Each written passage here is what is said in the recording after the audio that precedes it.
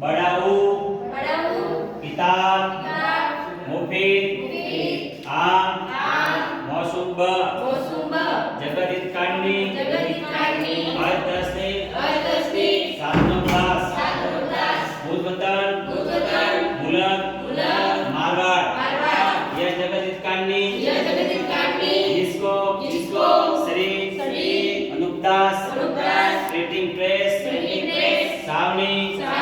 नरनपुरा में सबके प्रसिद्ध किया तारीख 17 अप्रैल सन